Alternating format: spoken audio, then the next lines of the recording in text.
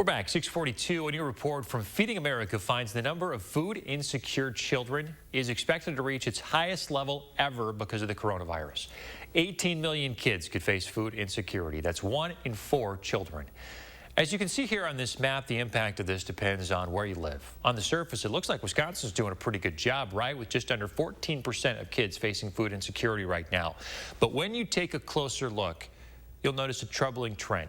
Wisconsin is seeing the 4th highest increase in food insecurity over the past 2 years. In 2018, our food insecurity rate was at just below 9%. In 2020, that increased by 5 percentage points. In other terms, 57% more kids are now facing food insecurity than they were back in 2018. Many of these families facing food insecurity depend on their local school district to provide meals. And let's be honest, there's nothing virtual about feeding students. Madison schools have community meal sites, but we found only a small fraction of families are actually using them. Jennifer Lampe has free food to give away, breakfast and lunch. Like helping people, like kids. It's good to feed people, right? Yet there's no one in line to get it. It depends on the day. It's a hit and miss. She works for MMSD Food Service, handing out meals at one of the district's several community pickup locations across the city. The other site's a little more popular.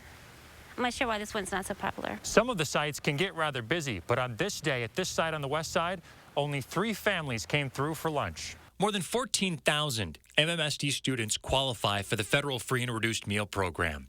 After closing schools last spring, we found on average only 10% used the program. That means about 9 in 10 of those students did not get one of these daily lunches. We've been asking the district for a couple of weeks to talk about this issue. We haven't received a clear answer. So food insecurity was a really big issue even before COVID.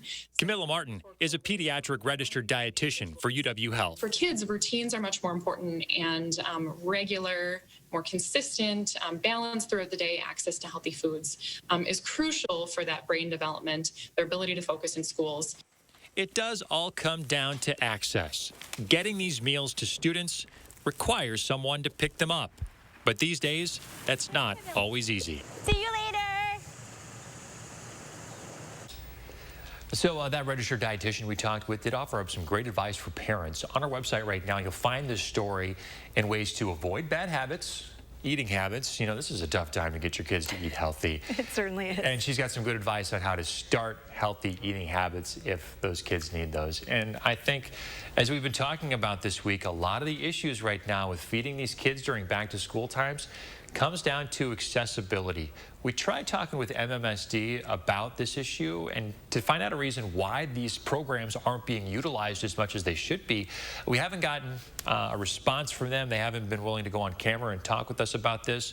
So this could be an awareness thing. People just don't know enough about this program and know the availability and where the sites are and what times they can pick up. It could just be because parents are, focused on work right now and trying to provide a paycheck for their kids. We're all trying to be jugglers, right? We have a lot of balls in the air and trying to make everything work out, but food is so important. It's just the basis of success for many other things, so hopefully they can get that figured out.